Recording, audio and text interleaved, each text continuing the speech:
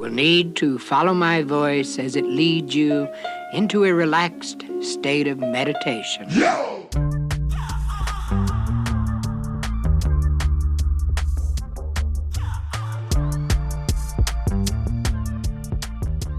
Welcome back to the Hobby Grow podcast. I'm your host, Ben Owens, hobby grower and ghostwriter for the cannabis industry.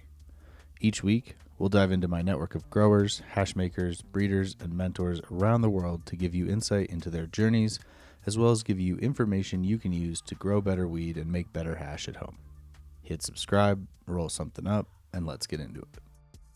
This episode, we are joined by Jarod Farina, aka Chef Roilty, a cannabis chef who went from making hash in Florida to building one of the most unique infused dining experiences. Jarod's journey runs through underground hash competitions, home grows in Colorado, and eventually fine dining kitchens, including time spent at Michelin restaurants. Today, he blends cannabis, culinary technique, and hospitality into experiences that go far beyond brownies and gummies. I asked Chef Roilty to join me today to talk about how winning an underground hash competition launched his cannabis career, his evolution from BHO maker to home grower to full-on cannabis chef, how the cannabis and culinary worlds often overlap more than people think, lessons from working inside a Michelin star kitchen, how he automated his grow so he could leave for a full month, why most edibles miss the mark and how to do them right, as well as his advice to home growers and cannabis creators looking to level up. What's up? What's up, dude? How are you? I'm good, man. How are you? I'm very good. Thank you. That's good to hear. Thanks for doing this. And thank you for having me on it, bro. Yeah, sorry, I'm not like the best grower or whatever. I'm gonna do my best. You're all good, dude.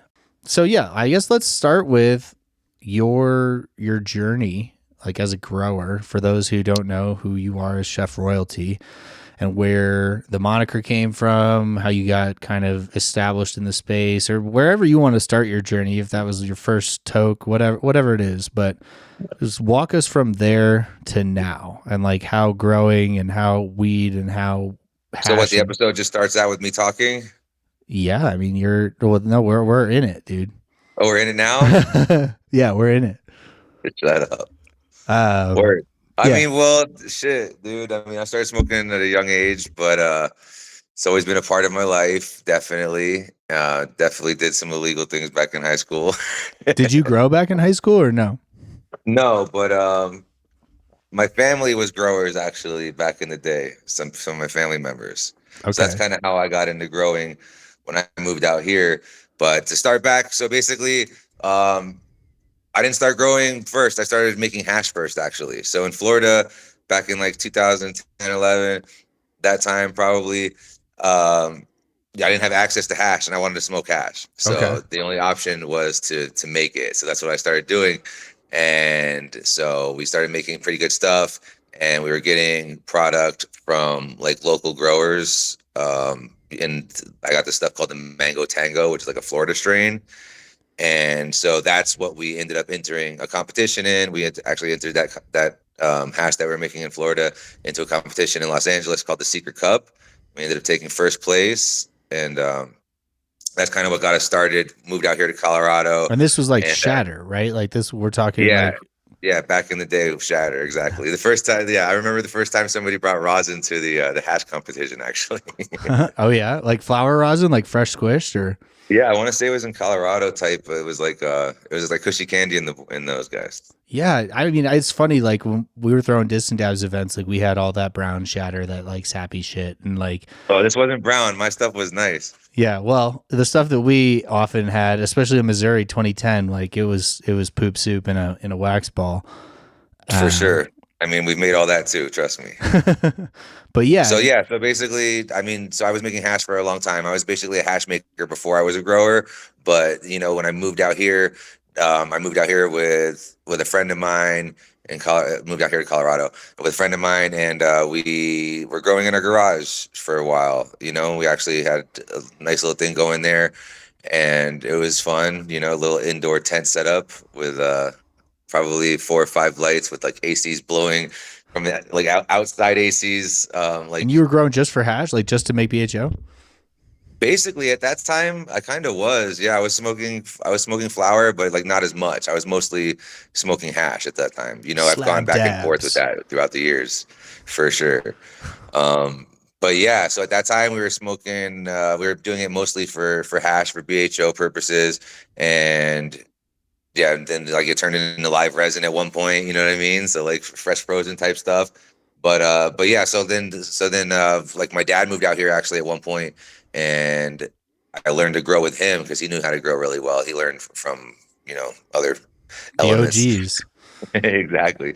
And yeah, so basically he taught me all his ways. So my methods of growing are kind of old school, probably to some of your listeners. Okay. And so, yeah, I mean, I would imagine the switch from Florida to Colorado was a big like climate shift, both for making hash, for dealing with humidity, for all of it, right? Or So for making hash, it was good because it's cold here, you know what I'm saying? And that was and nice. Whereas dry. Florida, you have the humidity, everything's fighting against you in Florida. Whereas here you have the dry and the cold, which is actually good for hash making. So it was a nice shift for that. But as far as growing for people who are growing in Florida, yeah, like there was all indoor grows anyways. So Yeah. And so massive dehumidification and all the things that are less of a concern when you have no water in your air. exactly. I mean, there was like dehumidification is like a normal thing over there. So it's something, used to. Okay.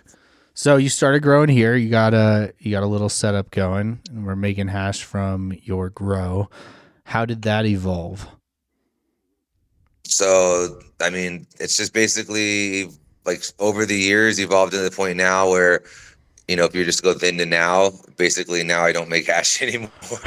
and and everything's just for me. I smoke my grow basically. It's all personal use, like straight up hobby use, like you do here. Um, you know, but I smoke a lot. Yeah, yeah, you do. We bonded over that. For those that don't know, Jarod and I go back like way back. We've smoked weed on trade show floors and restaurant floors all over the places. We smoke a fair amount of flower. And hash back in the day. Like you said, he doesn't make hash anymore. So when did like being a chef kind of enter into this mix? Were you doing that in Florida as a hash maker? Were you cooking or just for fun, or like how did that So kind of actually, like the edibles game, I was intertwined in that too. Like in high school, we were always making like little edibles, like dumb little baked goods and stuff like that. But I do remember like when I was making hash in Florida and stuff like that too, we were using the hash for edibles with cream, and I was making ice cream. So I was making infused ice cream, and I fuck would have yeah. people come over and they would like buy a cone, like eat a cone in my house. That's so And that's when awesome. we realized that you actually feel the effects quicker through like a liquid type infusion. So like the ice cream cones, people would get high a lot faster than let's say a brownie, and that was kind of interesting. Okay. Like just because it's sublingual and you're like licking on it? I think more I think more that it's not like something solid that has to like break down as much that your body has to access it. It's more like Okay. when it's a liquid, I think it just has more effectiveness in that sense. Easy just to process the natural digestion. I guess so, yeah, because it's the same thing with the oils that we use, so similar type situation. But Okay. yeah, I mean, my girl's HPS. I'm like the opposite of everybody nowadays. I'm Rockwool, you know what I'm saying? Um, but I have everything set up pretty nice, you know what I mean? Something interesting to people that might be listening. I've automated it and left for Thailand for a month, and had nobody come over for a whole month. So talk about that. Like how did you That might be automate it? interesting, right? Yeah, So because so yeah, so basically I have it set up with timers for watering, you know what I mean? And then I have like my reservoirs refilling on their own, timers watering out of that. Obviously the food wasn't getting implemented. You could buy stuff for that, but I don't have all those fancy gadgets. I do have a pH contraption that automates automatically. But then we had the lights on timers that I could activate from my phone. So let's say I had an emergency and my AC would have gone out or something like that. I had a sensor in my room that would tell me, "Hey, your room's too hot right now," and then I could access my phone and turn off all my lights. So I had like fail-safe set up in that sense, and I have flood sensors on the floor that let me know on my phone if there's a flood in the room, and it's all like super, great products actually that I could recommend for you guys if you ever needed it. Yeah. But it's worked for me really well. The flood sensors, I've had them for years, and it's really useful. How many times like I've read one grower said one time, like, flooding is not something that's going to happen on accident or whatever. It's like, it's inevitable. It's going to flood eventually. Like, so eventually you're going to get a flood. That's just going to happen. And so, like, flood sensors, to be able to catch them ahead of time, like, just as good as me, I'm sure that's like a lifesaver half the time. Yeah, I mean, floods and fires are like my two biggest fears, like shitty wiring and like lights or power cords or stuff, or flooding, because like one time my AC went out, right? And I woke up, I stepped out of my bed, what I'm saying? The floor was hot. I was like, what the fuck? Yeah. You're like, whoa, I don't have heated floors. Yeah, exactly. So yeah, it's definitely stuff to be aware of, and that's why the sensors that hook up to your phone are super good, especially for hobby growers that don't spend a lot of time in their grow like me. Like, I'm not in my grow as often as most people, hence. Yeah, you're not a full-time grower. Exactly. Yeah, so talk a little bit about that then. Though. So you went from making baked goods to making hash edibles, and I imagine, like, when I was in Missouri and I started cooking with shatter and stuff instead of shatter and crumble and whatever we were able to get, like, it was way better than anybody's, way more consistent, way more potent, I guess I should say, in the candies and things that I was able to make than people who were doing it with flour that I knew. So how did that trend and flavor better too, right? Yeah, I mean, I guess it's it's a preference thing. Like, I made these Jolly Hires that I had that were it was flour and ethanol, and then I baked it down into, or not baked it down, but cooked it down into hard candy, and they weren't very potent. I mean, looking back, they're probably like 1 or 2 milligrams like per candy, but there were people who loved them because they tasted like you were hitting a bowl. I mean, realistically, like, looking at it like that, I mean, it's only so much. It's only so strong that you can make edibles when you're using flour, right? Because it's just from the sheer volume alone. If you're to take, melted butter, like a cup of melted butter, like, how much flour, like, even grind it up, you actually fit into that melted cup of butter. So that's where it comes down to, like, you could fit a lot of hash into that melted cup of butter. That's the difference where you could really implement these really high dose edibles. Whereas, like, with flour, is like, yeah, like, to get something super high dose, it's going to taste like you're eating a plant. You know what I mean? Yeah, no, absolutely. I mean, it's I think for a lot of reasons why we see most edibles on the market these days made with hash.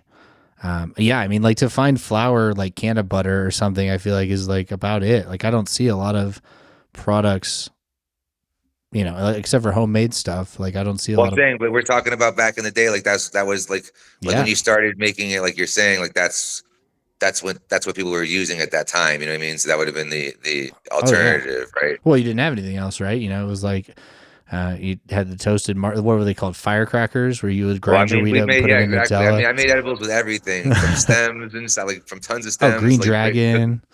Yeah, cooking them down, like, just to see what we could get out of it, type thing.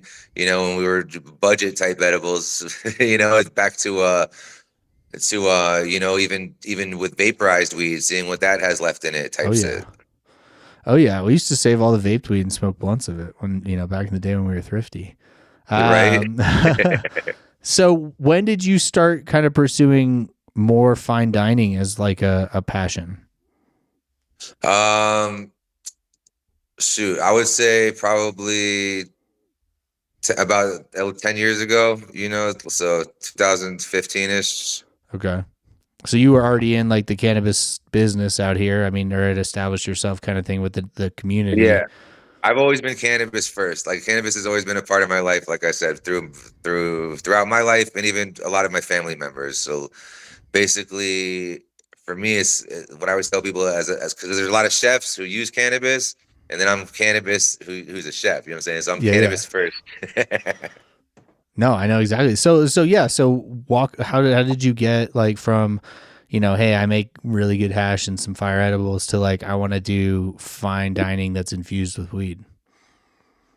So start of that happened New Year's Eve, about 10 years ago. Right about the time Bong Appetit was on TV. We had seen those episodes, and we were like, oh, we could definitely do something cool like this. And so, like, me and my friends, we did a New Year's Eve party, and we did all infused food, from having, the prime rib with, a weed crust on it, all kinds of ridiculous things.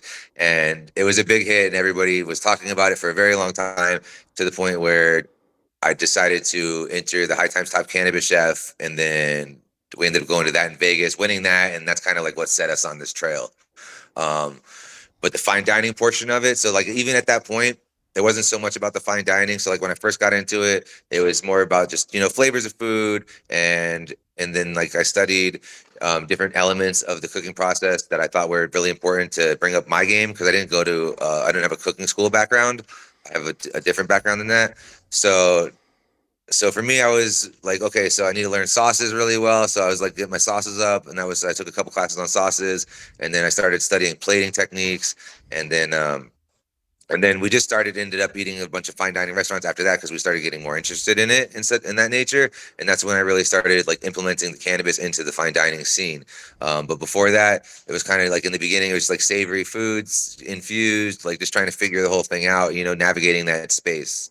Yeah, I mean, fill in the void, because like anyone who stepped into a dispensary or, tried to make edibles, it's candies, it's sweets, it's baked goods, it's I mean, at one point I confectionery. wanted to do ice creams. I was like, let's get freezers in the dispensaries, fill them with ice creams, like Hey man, still opportunity out there. little ice creams with like the little scooper, like the little spoon that's stuck to it. Yeah, Like that yeah. would be a dope edible. That would be a dope edible. Yeah, it's unfortunate that certain things have to have X, Y, or Z in order to be shelf stable, and whether that's ingredients or regulations.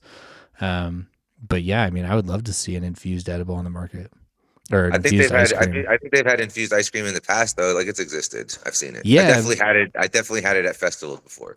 but then I've watched like states like Oklahoma and Missouri cramp down on like their like the smoothie thing. They were doing like frozen smoothies that were infused, and they couldn't do that because it was like a self-serve kind of thing, and there was no packaging involved.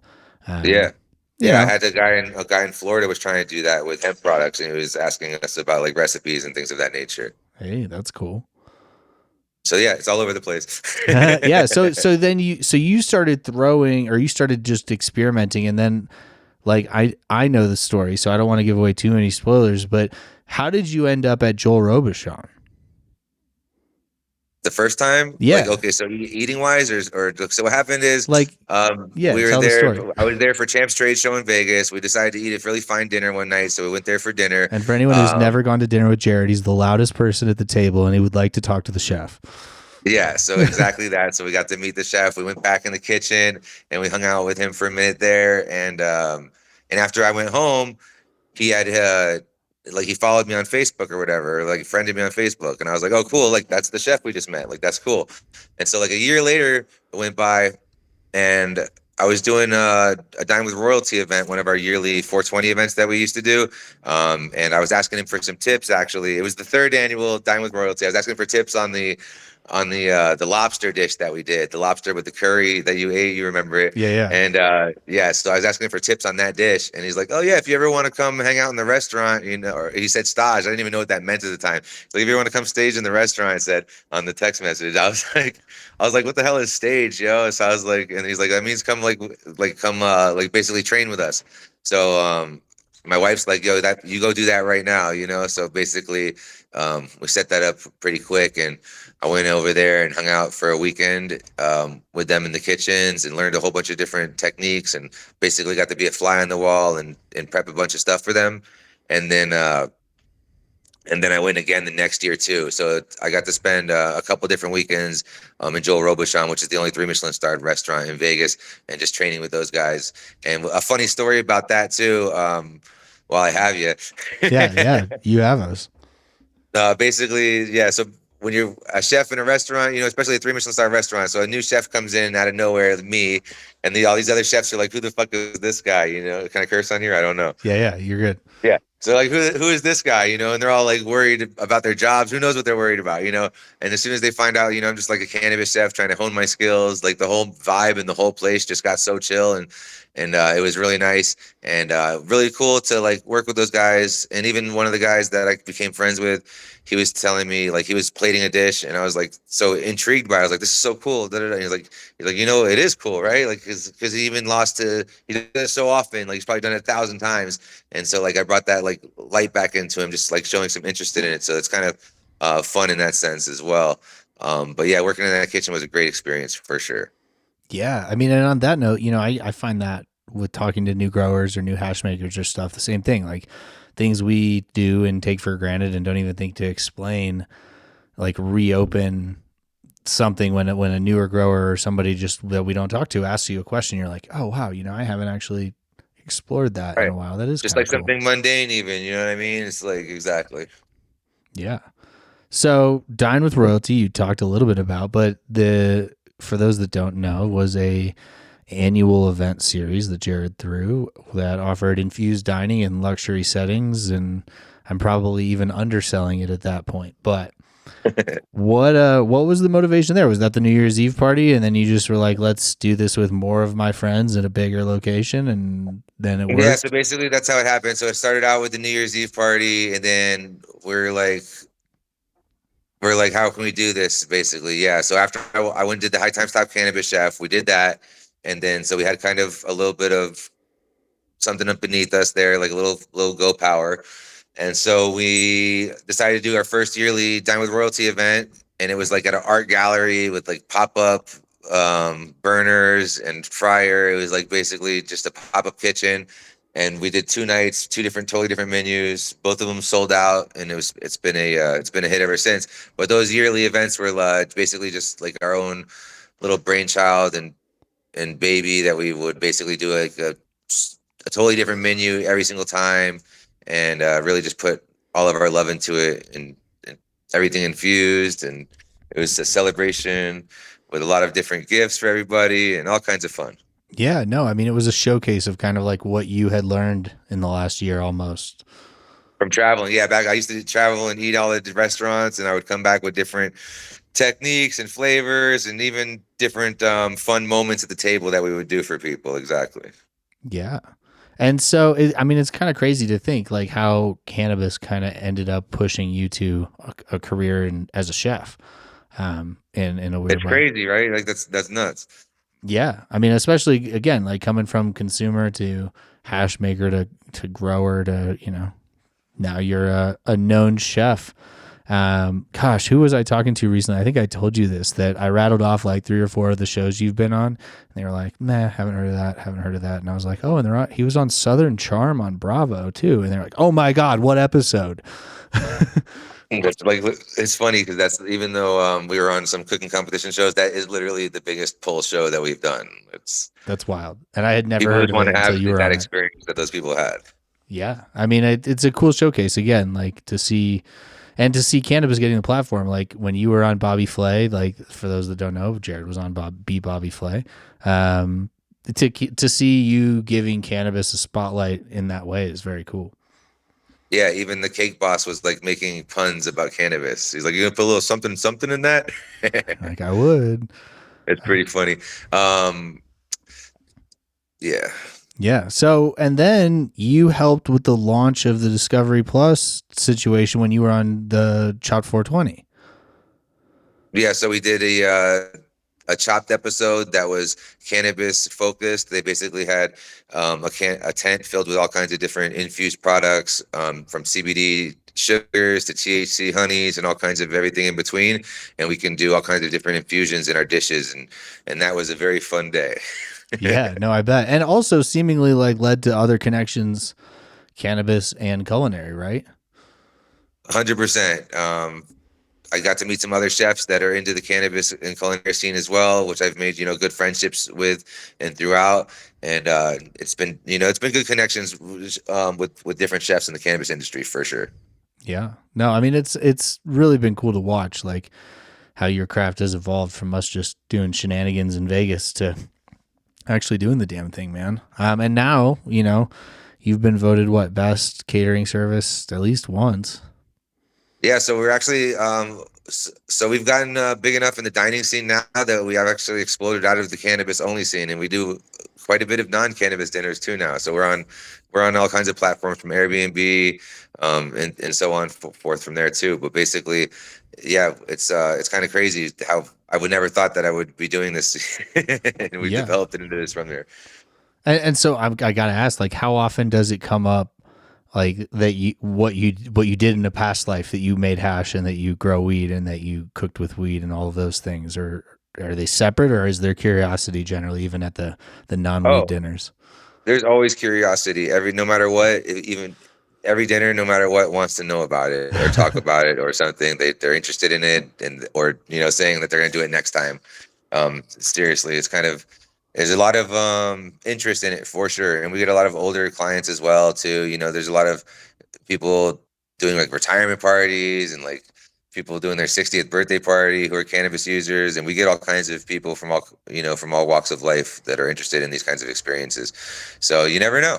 Yeah, no, I mean, it's cool. And it's also cool to see that population, or, a population other than the 21 to 29-year-old bro that is typified as the cannabis consumer. Yeah, we actually get more females than males booking, actually. Like bachelorette parties are our most common parties, I would say. It's kind of Oh, wow, that's fun.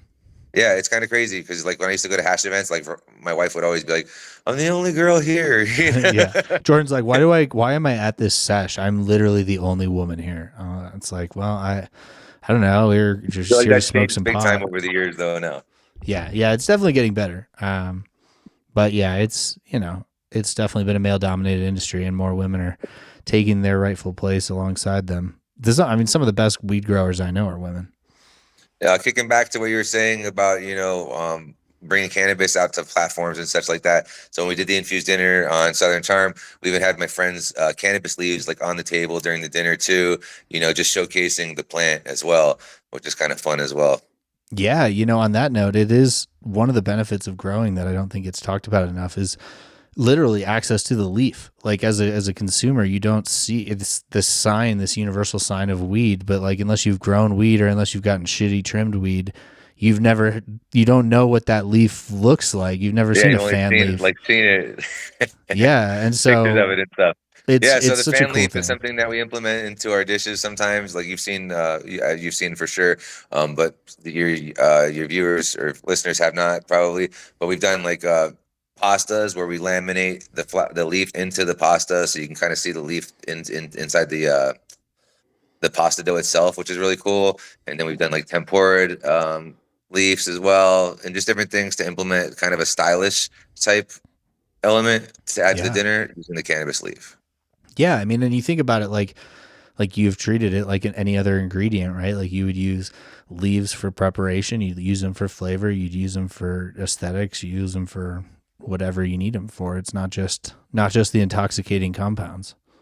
Right, 100%. Yeah, and that's the other thing with the dinners too, and different people with dosing levels, and like there's you're definitely getting a lot of different personalities and different people who can consume different things. I've seen two people eat like 400 and something milligrams each before, you know what I mean?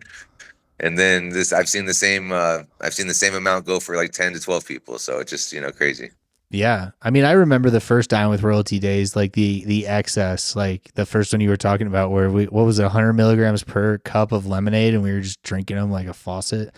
Yeah, it was we didn't have any system set up at that time. So it was basically a free for all, and Yeah. people definitely free for all. Just sat by the water cooler and just sat. Yeah, yeah. We learned our lesson, but Those good yes, times.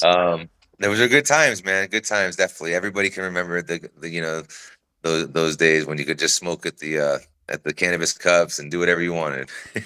Yeah. And so like on that note, you just went to Thailand, you mentioned, for a month. Both from a culinary perspective and from a cannabis perspective, I'd love to hear like what your experiences were like over there. 100%. Yeah. So I mean, those are the two things I went there for. So Well, that's good. cannabis perspective. Cannabis perspective. So basically you could hit it from a couple sides, but quality wise, there's definitely a variety. Most of it definitely not what people would say is good. It looks good, but doesn't really pack a punch like it should. Unless you pay like top dollar, and prices up there can be crazy. But so like it's funny because like the longer you spend there, the cheaper the weed you find. I find that happens to me in multiple I was gonna areas. say, yeah, the same thing happened in Amsterdam. The best weed we got was like not the most expensive weed we bought. Right, exactly. So that's kind of funny, it's all who you know too. But basically, there is dispensaries and massage shops on every corner. So no matter where you go, you're good. But they are shutting them down now, I think through something they said, but who knows how long that's going to take, the Thai government.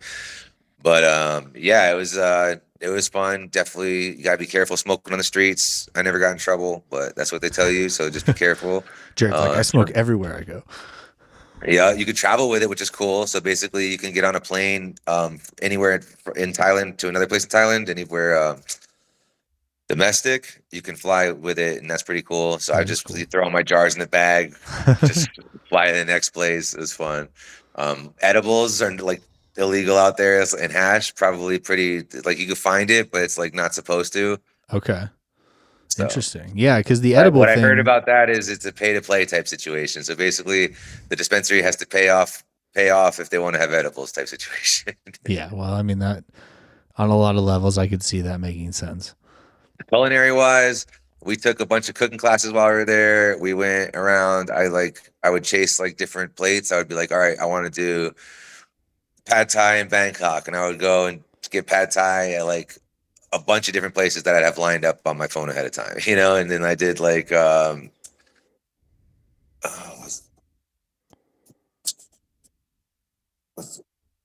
soi. I did khao soi in Chiang Mai. Sorry, I had a brain fart there. Yeah, khao soi in Chiang Mai. I would go do like 3 of them a day. I would go to 3 different khao soi restaurants. So that was kind of cool. And one fun thing, cannabis related and culinary related, when I was there, was two different chefs told me that they had heard of different noodle shops cooking with cannabis, and that if you saw a long line at the noodle shop, that means they cooked with cannabis. That's what they would say.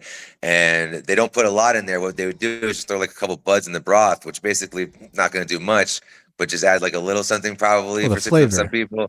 Yeah, and mostly for flavor. And it was something they've been doing for, hundreds of years even. This is not like something new since cannabis has been legalized. They just said, oh, let's try this.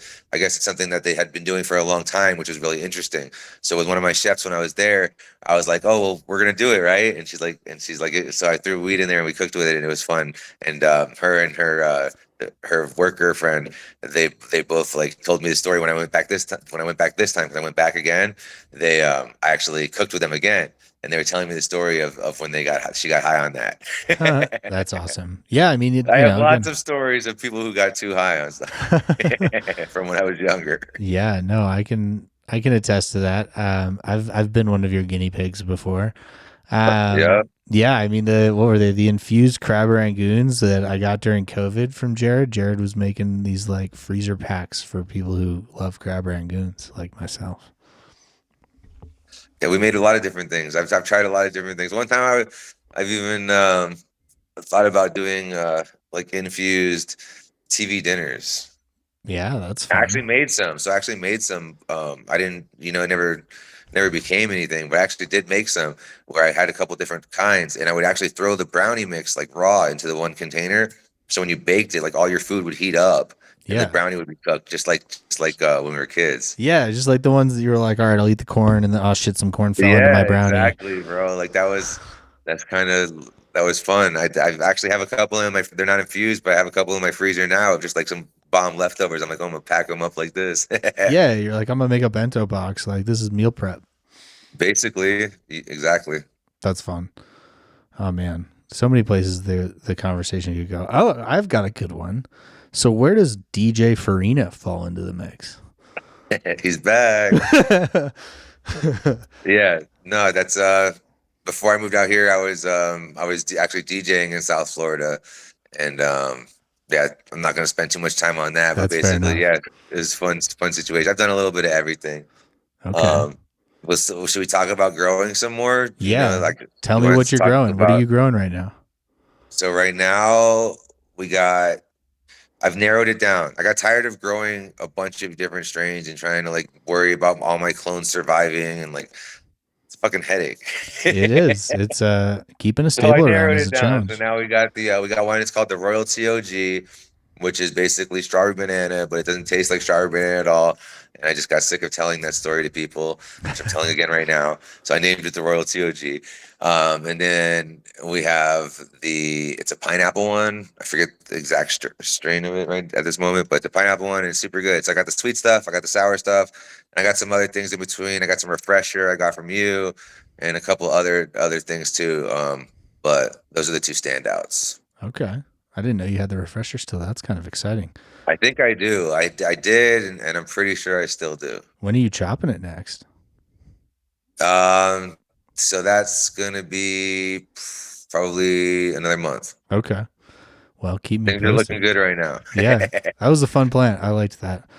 Strawberry OG that was cookies. really nice, actually, really nice. Just doesn't produce much, you know. No, it's head stash for sure, but and also it's like it'll hide under your plants. You know, if you have a bunch of plants that are doing really good, it's like sneaking under there. It's like, hey, give me some light. Give me some light. But these nugs are gonna be fire. Yeah, but strawberry OG cookies. So I do rock cookies. wool, and I do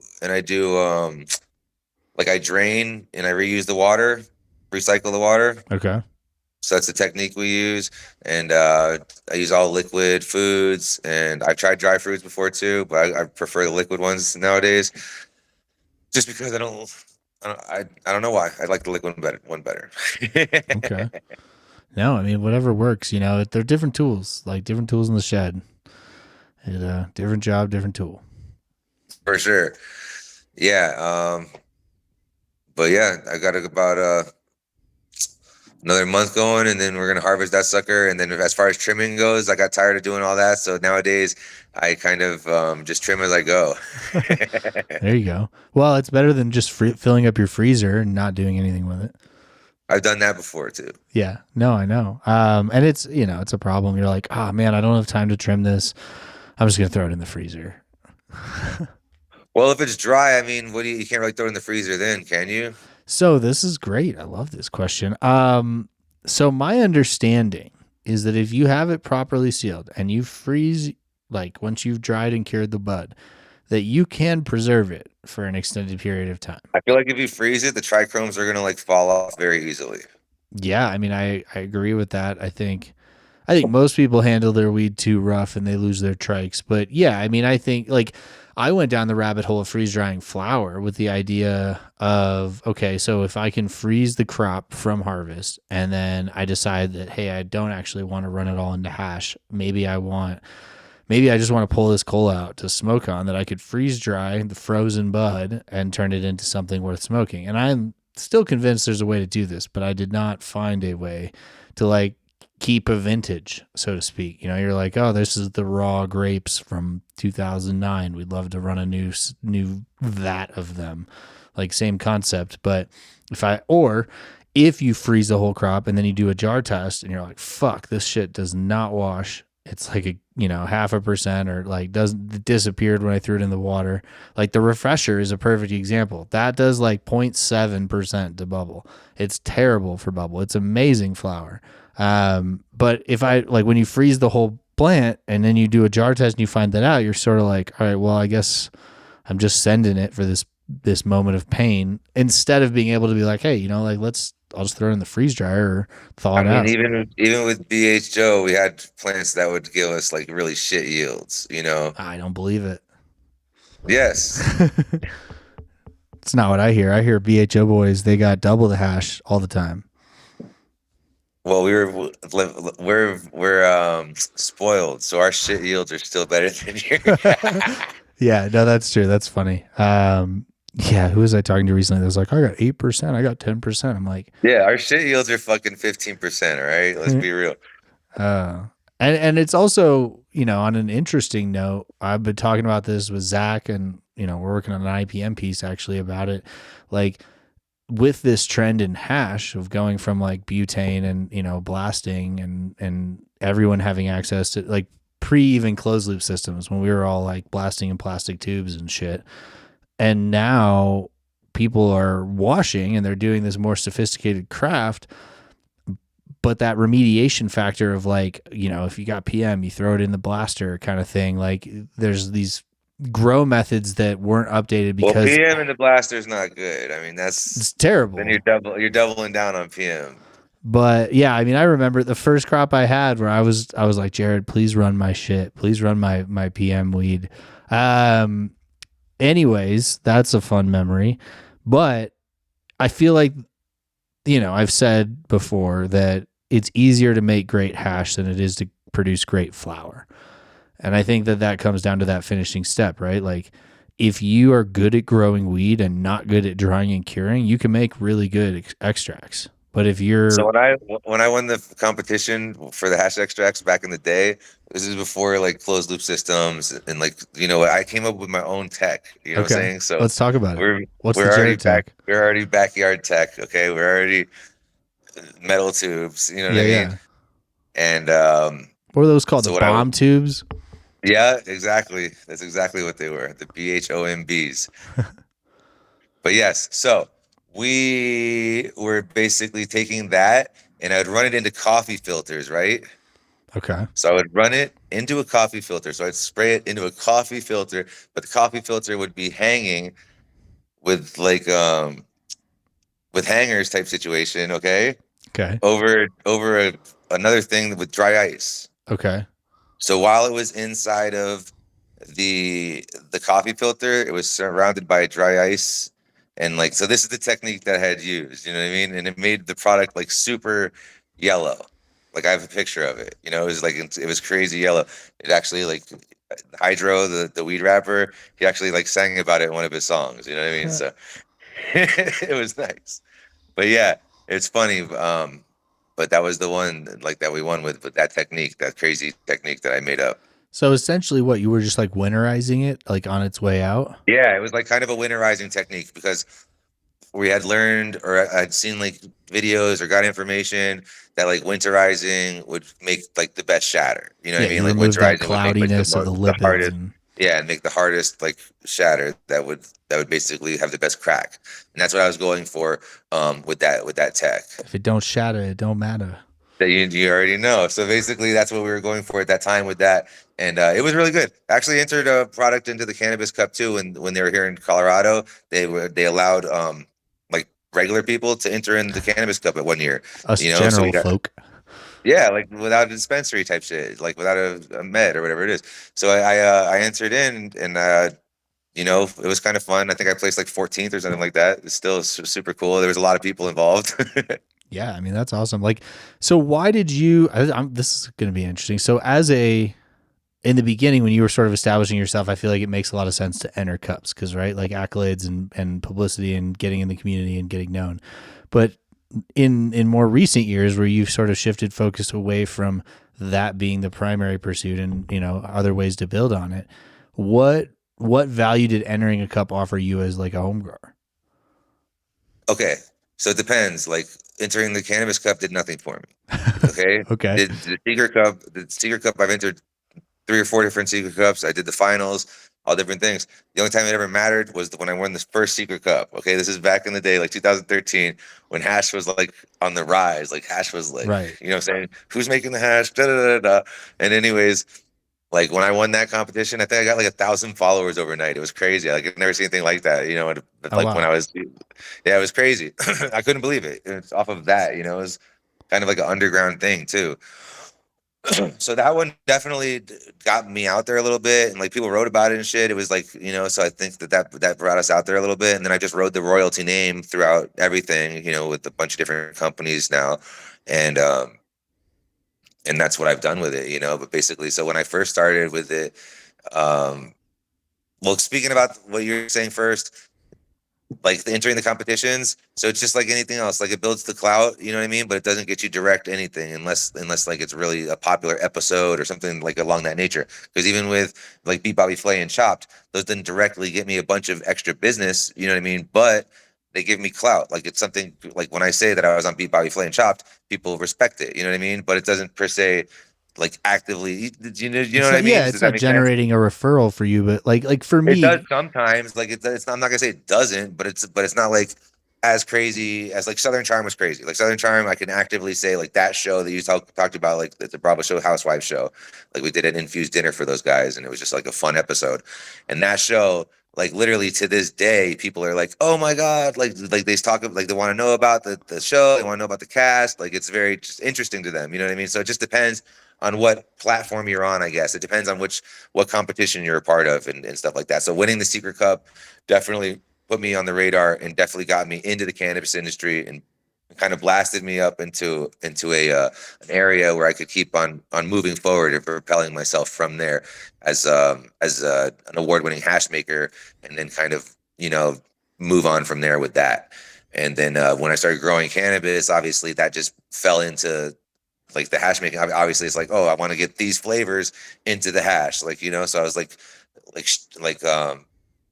hunting phenos, and I had really good friends that were basically the pheno guys. These guys he would just go around and just buy phenos from people, and luckily he loved me and he would just give me cuts.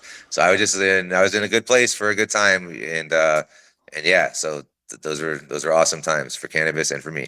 Okay, yeah, no, I mean it's cool how life kind of hands you certain things and sees what you can do with them. But yeah, because I'm always interested. Like I've talked about this with Shanti and a few other people. Like when you, as a home grower, as a hobbyist, like when you entered the Secret Cup, you were actively trying to build that royalty name. It was a different ballpark, but like I wasn't now, actually. So that's what I was gonna say. oh, So that's kind of funny because so when I entered the Secret Cup, they're like, oh, what's your company name? And at the time, my Instagram was Earl Gets Blasted. You know what I mean? So it was like a joke. I'm like, yeah. Like I have to come up with something serious, and that's when we came up with Roilty. Like at that time, but like when I entered it, like I don't even know what I was doing. Like I had nothing. There was no reason to enter it. Like I lived in Florida. I had no. How did you find out? Like you just like somebody you knew was like, hey, you should enter this.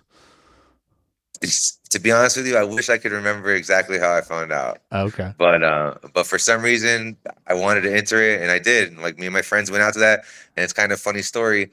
At the time, Brutal B was a popular hash maker, and when they're calling out the winners, like they're like, "Oh, second place, Brutal B," and I'm like, "This guy's won cannabis cups. I know who this is. Like, there's no way you're gonna call me." So we're just like, whatever. And then they called us up, and we're like, "Oh shit!" And it's just funny. It was a really fun moment, and I just went up there. I didn't even know what to say. I'm just like, "Fuck yeah!"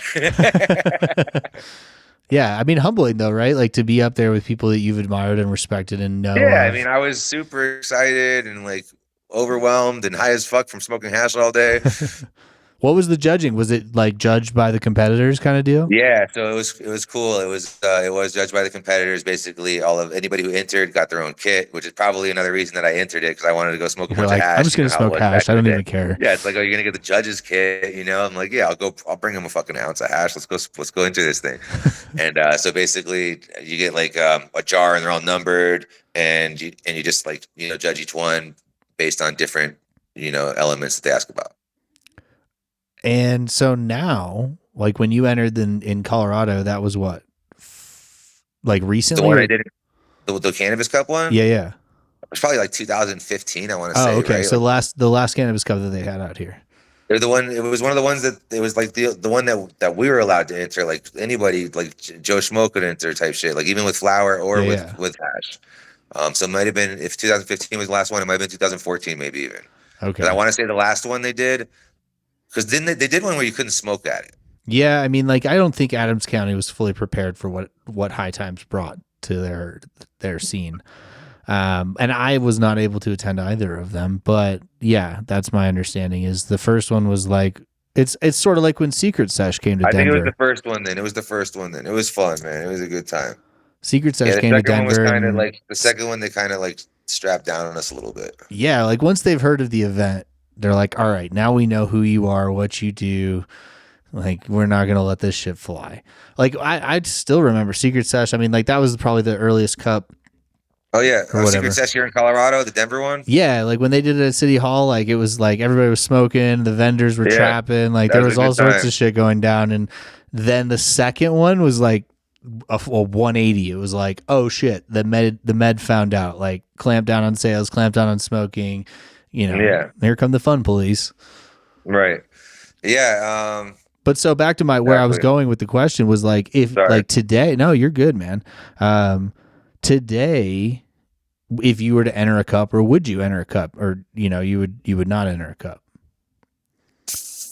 I would probably compete for cooking over hash making or flower growing at this point. Okay. Just because I don't know, like like I said, I'm not spending enough time on my flower and like the hash making. Like no one loves BHO unless Dougie comes back with this roar. Like It's not like I'm gonna win the competition. Although my shit is the bomb. I mean, I don't know. Here's the thing. Like, wherever you fall on this, I have my own opinions, but good hash should shine, like, regardless. Like, if you've got great BHO and it's better than shit rosin, like, full send, but the problem is that I think it's like remediation or whatever it's called. I think you used that word before, but basically like where they like taking the CRC. charcoal. Yeah, CRC fucked everything up. Yeah, because it all looks like rosin now. Yeah, so that's basically the problem. Is like and Well, there's just diamonds. there's too many people to fool out there. There's just too many consumers that don't know any better, and like it's just like are even if they're uneducated, they're educated improperly by the people selling it to them. Yeah. So this becomes the issue. Yeah, no, I mean, I think it's something that as a home grower, as a home hash maker, you also start to realize, like, any industry, not just cannabis industry, but the industry likes to make things appear to be difficult. And I'm not saying that they're easy, but I do believe that they aren't as hard as they're made out to be.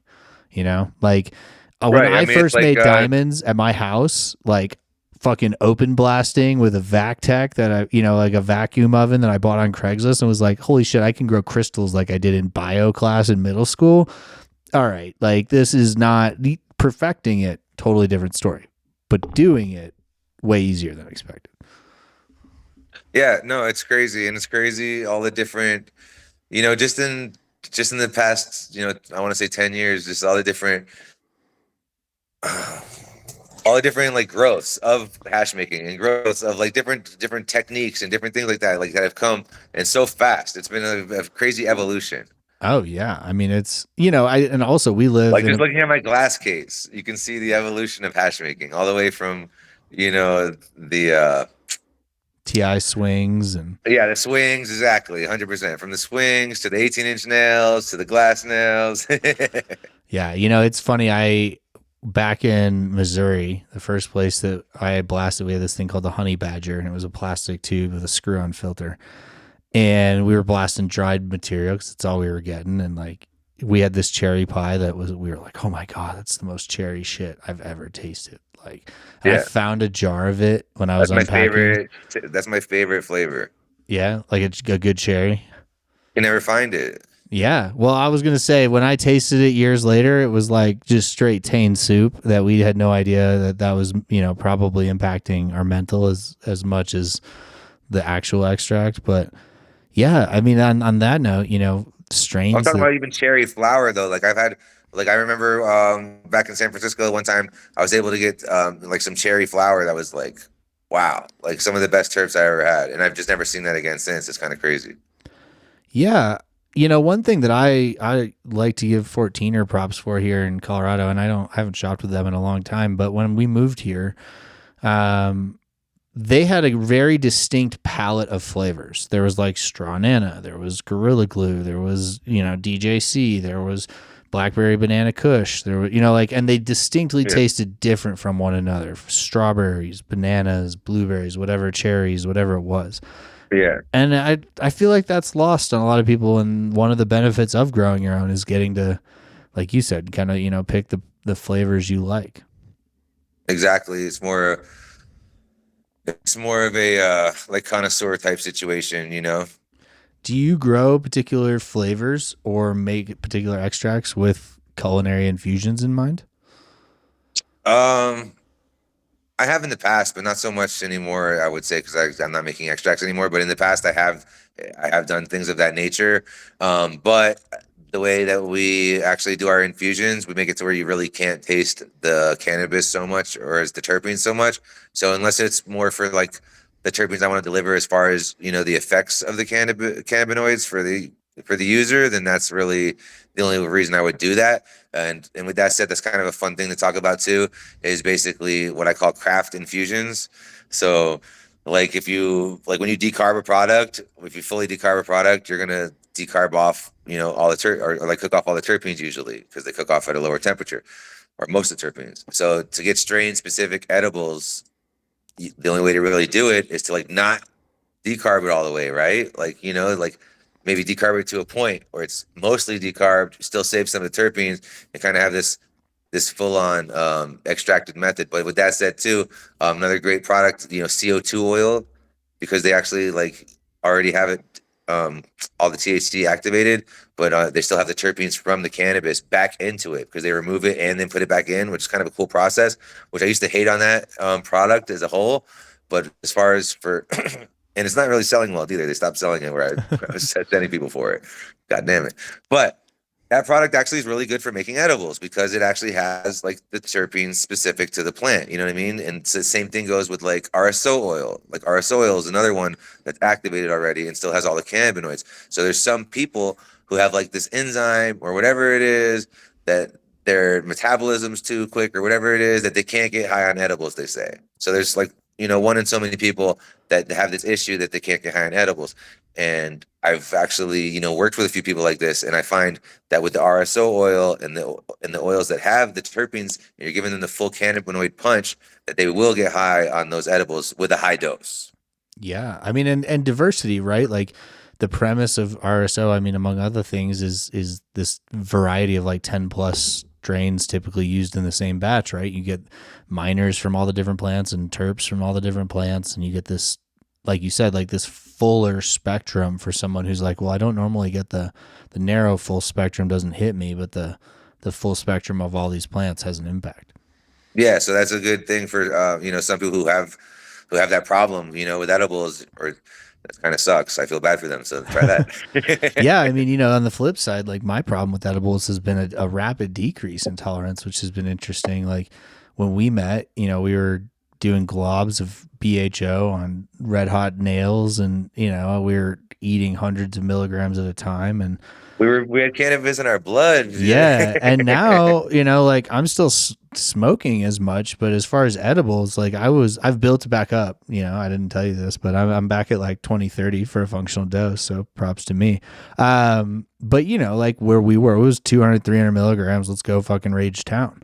So I go back and forth, so it depends. Like, so I think personally, sorry to cut you there. No, I think personally, like if I eat a bunch of edibles, like for a week, like my dose goes up, just like anything, my tolerance goes up. Yeah. And then like if I stop for a week, and like sometimes I'll go without eating edibles for a little bit. I'll just not go eat them for some reason. I don't know why. I'll just stop eating them. And then like I'll go back, and then a lesser amount will get me high again.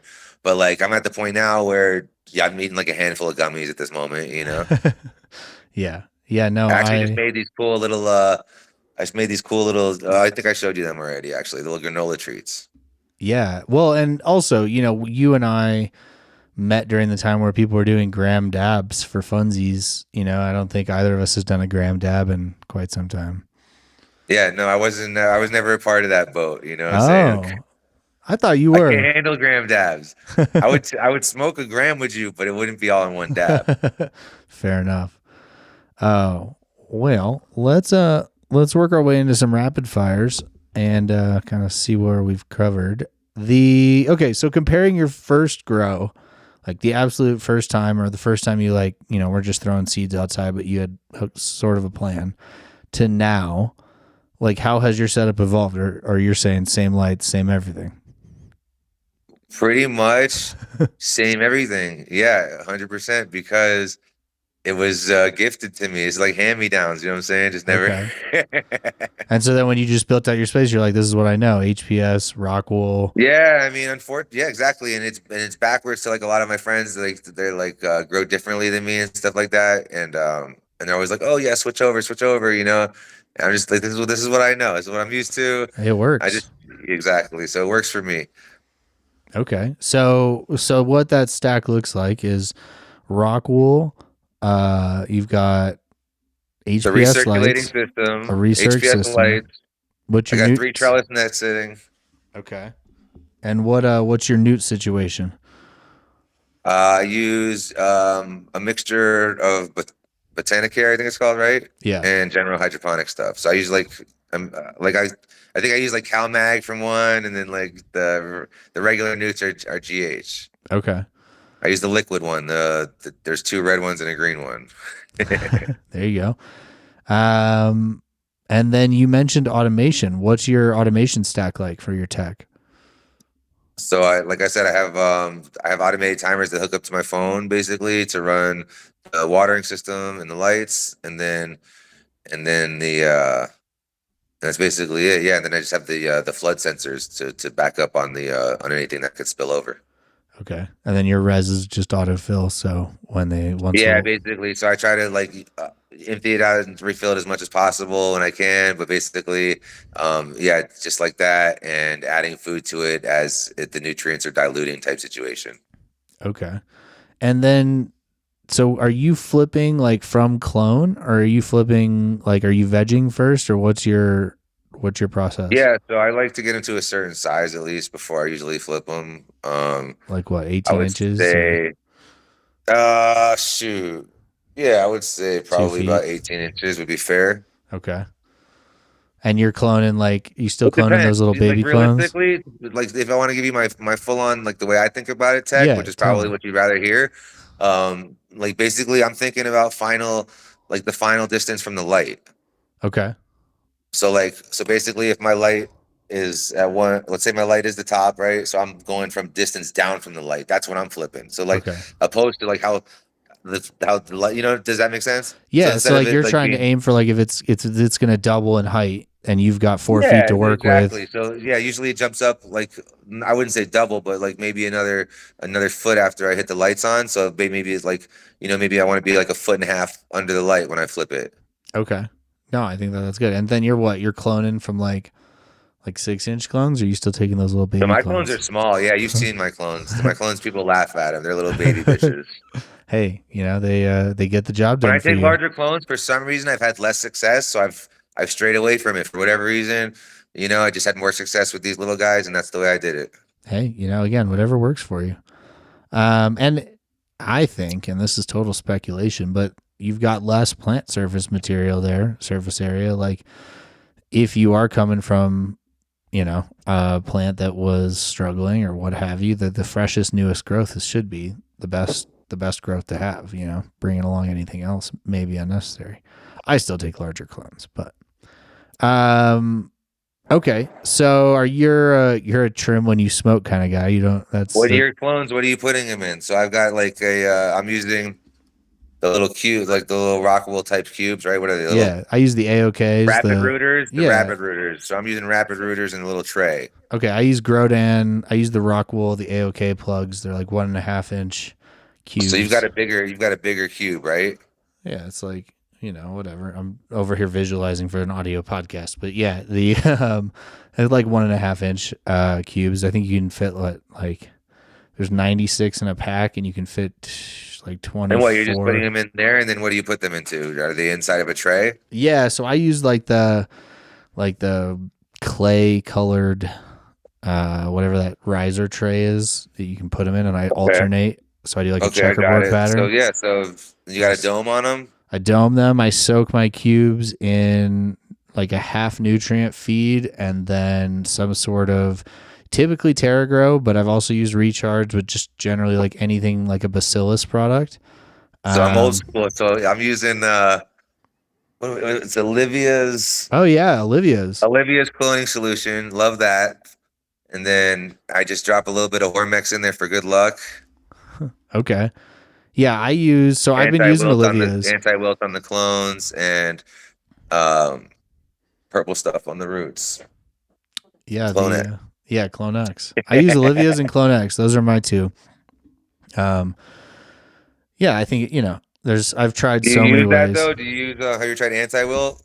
Anti-wilt? No. So basically, it's like a waxy type product, I guess. It's like a white liquid that we use. We mix it like 7 parts water to 1 part that, and we dip the clones in it, and it just makes it to where they don't have like a part where they could fall, like they won't fall over type situation. It holds them from having that one stage. Like maybe if people are having trouble, like I used to have, with the clones like maybe falling over for like 12 hours or whatever, you know what I mean?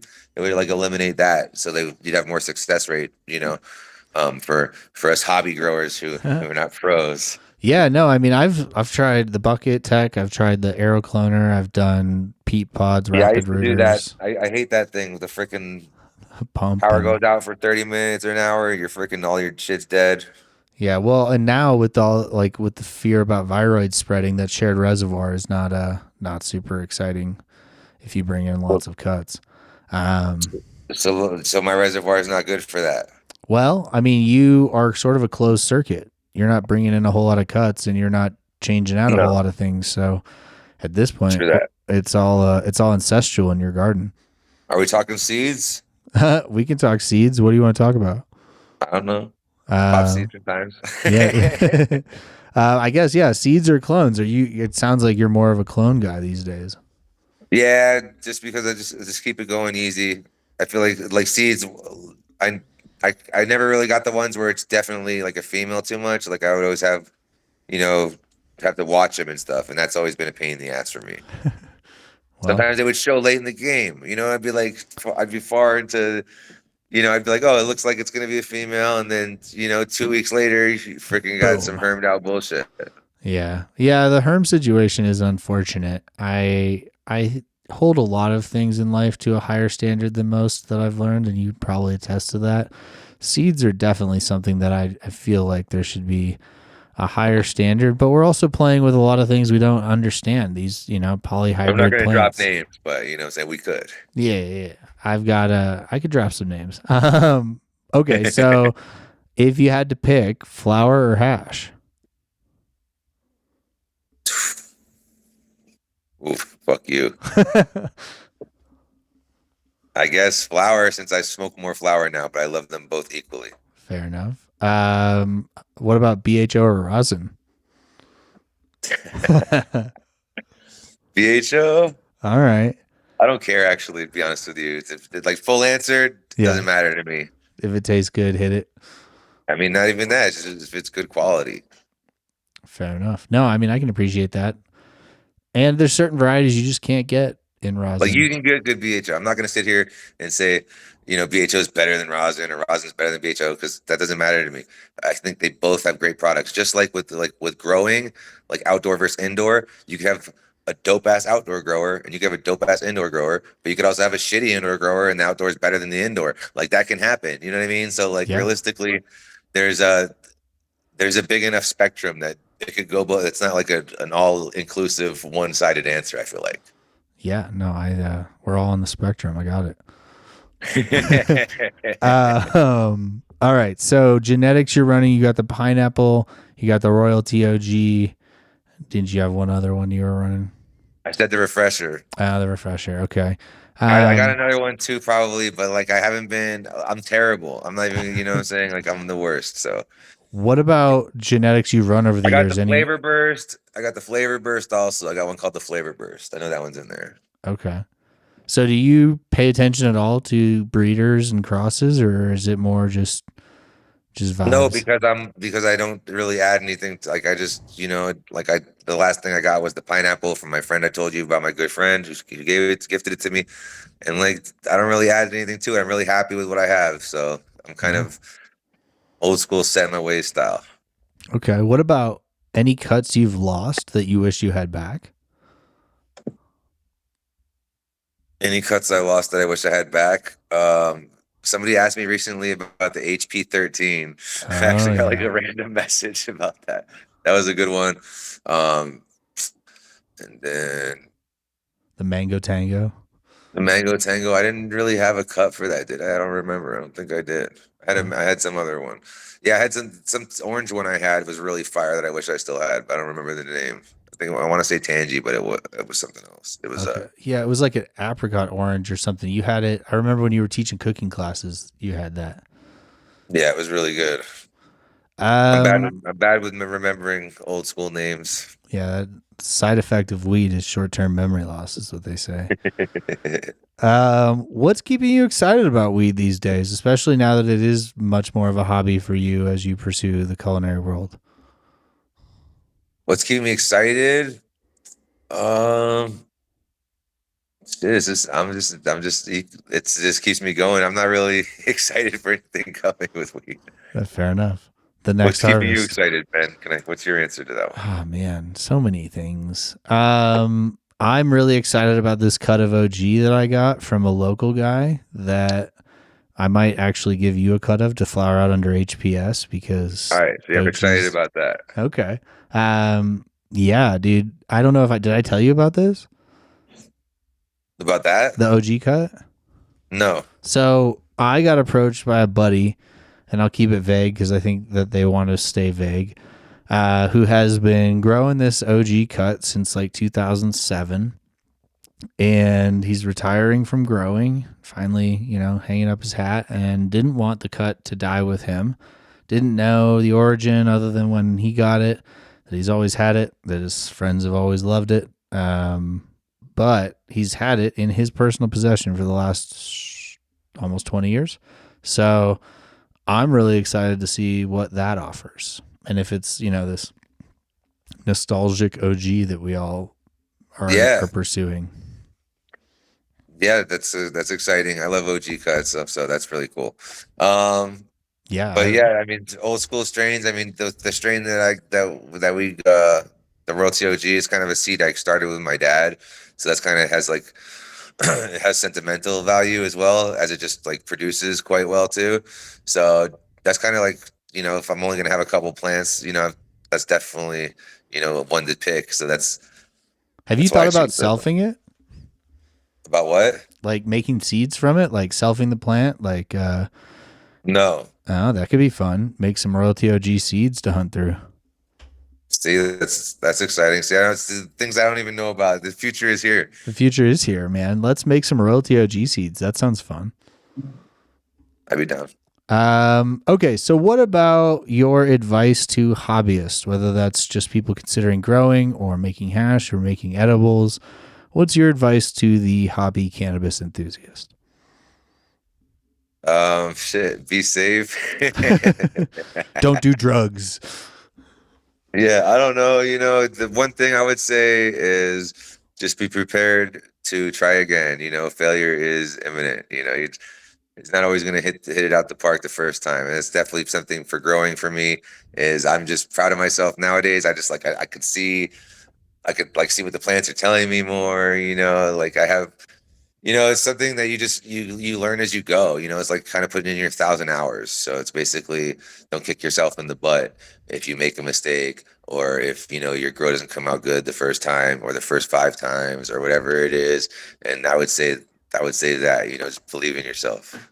Okay. No, I love that. I mean, it's, my goal when I first started growing was just to keep the plant alive. So, I totally appreciate that. Getting kicked in the nuts. Yeah, I mean, you can with just water. You know what I mean? Right. It's like I'm here to prove it. Okay, no, this is awesome, and I really appreciate this conversation because I feel like we covered a wide gamut of fun. That was all the quick fires. Yeah, I mean, we can keep going. All right, you like OGs or Kushes? OG. Okay. Fruits or gas? Fruit. Okay. Appetizers Those or ones desserts? are easier. The other ones you asked me were hard. Fair enough. All right, man. Well, for those who are still listening and who have enjoyed this conversation and would either like to learn more about what you're up to or potentially get a dinner from the famous chef, where can people find you? Where can they interact with Roilty? Yeah, so we're on Instagram, obviously, Roilty. That's how you spell the royalty that we are. It's Roilty. Dine with Royalty, spelled the same, .com, or you can just go to chefroilty.com and check us out there. But basically, private chef service offering both cannabis and non-cannabis infused dinners and cooking classes as well in the Denver and surrounding areas. Awesome, man. And I have taken his cooking classes and attended his dining, and I have even had Jarod trek all the way out into the mountains in a snowstorm to cook dinner for my wife and I. So I highly recommend his services. Yeah, man, this has been a pleasure. Best of Denver 2 different times, like you said in the Western magazine. We've been featured on Beat Bobby Flay, Chopped, Bravo Southern Charm, Thrillist. A High Times top cannabis chef as well. You know, we bring a lot of different elements to the table. Thank you so much for having me, Ben. You're the best. Yeah, dude. Thanks so much. That's it for now. New episodes drop weekly to inspire your hobby. Hit subscribe, leave a review, share with a friend. And as always, I'm your host, Ben Owens, and we'll see you next time.